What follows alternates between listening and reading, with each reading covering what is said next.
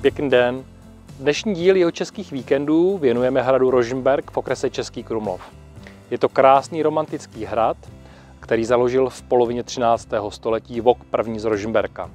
Čeká nás spousta zajímavostí, krásných záběrů, dolní a horní hrad. Jdeme na to.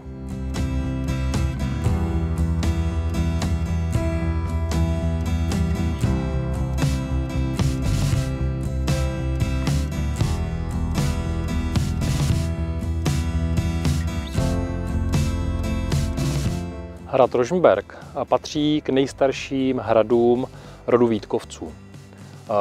Dolní hrad, horní hrad tvoří vlastně součást hradu Rožmberk. Po 30leté válce v roce 1620 se dostal do rukou rodu Bukvojů.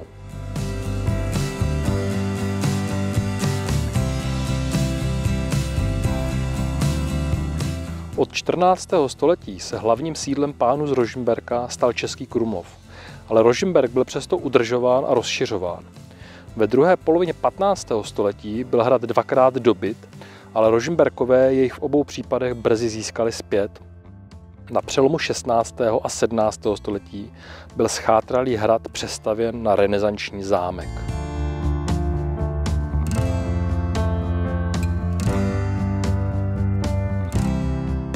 Věž Jakobínka je poslední dochovanou částí horního hradu, který zanikl.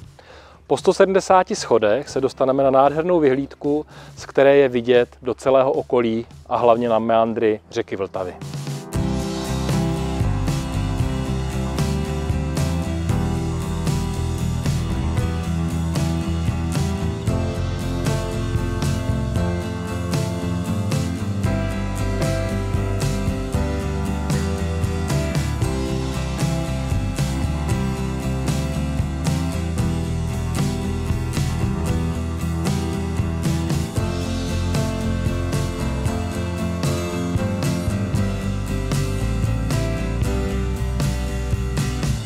V roce 2020 bylo přístupných 5 návštěvnických okruhů.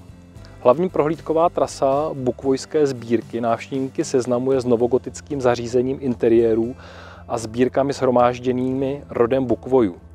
Její součástí je sbírka obrazů, mezi jejíž autory patří Karel Škret a Jan Kupecký nebo Norbert Grund. Okruh soukromé pokoje představuje obytné prostory rodiny Jiřího Jana Jindřicha Bukvoje. K okruhu patří také výstup na anglickou věž, která je příležitostně přístupná jako samostatná prohlídková trasa. Ve sklepních prostorech se nachází expozice zaměřená na historii hrdelního soudnictví a útrpného práva. Posledním typem prohlídky je okruh přizpůsobený skupinám dětí a žáků.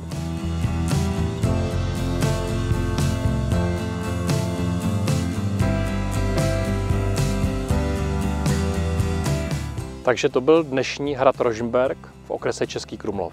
Další krásný díl Jihočeských víkendů a my se těšíme příště znovu na viděnou.